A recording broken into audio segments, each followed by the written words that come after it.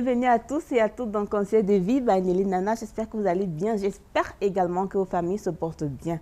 Alors, nous continuons et nous terminons notre thématique sur les aides ménagères. Nous parlons aujourd'hui de comment gérer efficacement les aides ménagères. Commençons par dire qu'il y a des aides ménagères qui sont vraiment bonnes, mais il y a aussi des aides ménagères qui sont vraiment pas bonnes. Tout comme il y a des maîtresses de maison vraiment bonnes et celles qui ne sont vraiment pas bonnes. Ça fait en sorte que la relation peut ne pas toujours être une bonne relation.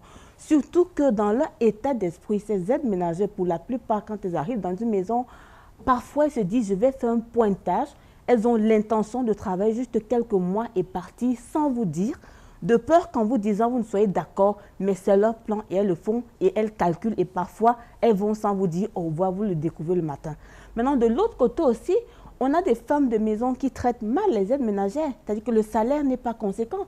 Pour des personnes qui gèrent votre maison, pour des personnes qui parfois font la cuisine chez vous, pour des personnes qui gèrent vos enfants au quotidien, le salaire ne suit pas. Et ça peut faire en sorte que ces femmes, quand vous n'êtes pas dans la maison, traitent mal vos enfants. Donc parfois, il y a ce salaire, il y a ce traitement qui est mauvais. Vous avez des femmes de maison qui vont dire, tu prépares, mais tu ne manges pas. C'est interdit chez moi que l'aide ménagère mange parce que lui paye un salaire.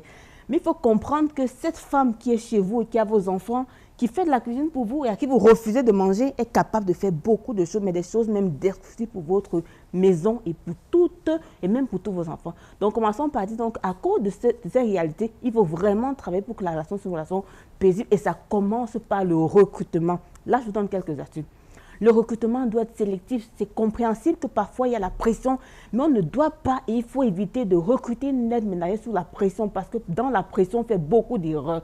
Prenez la peine parfois de vous renseigner sur qui elle est, d'où est-ce qu'elle vient. Ça peut prendre du temps, mais parfois c'est important. Si vous pouvez même avoir une aide ménagère ou une nounou qui est recommandée par les soins de quelqu'un, c'est encore bien. Ne prenez pas des aides ménagères dont vous n'avez aucune indication. Ne mettez pas des plaques partout dans les poteaux pour dire recherche d'une aide ménagère parce que vous ne savez pas qui vous allez laisser entrer dans votre maison. Votre maison, c'est votre intimité, c'est le nid de votre famille, c'est le socle de votre famille et l'éducation des enfants se font dans votre maison. Vraiment, une mauvaise aide ménagère peut déstabiliser toute votre vie et même toute la vie de vos enfants, les influençant négativement.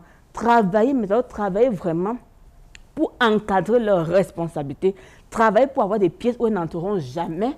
Travaillez pour avoir des choses qu'elles ne feront jamais à vos enfants, mais surtout et surtout, travaillez pour améliorer les conditions salariales, pour les motiver, pour leur donner la force, même si elles n'avaient pas l'ambition de bien faire leur travail, mais vraiment pour les motiver à bien se comporter pendant qu'elles sont dans votre maison, parce que oui, elles sont dans votre maison, vous êtes hors et beaucoup de choses peuvent se passer. Priez Dieu pour qu'il vous aide dans le choix de ces aides ménagères.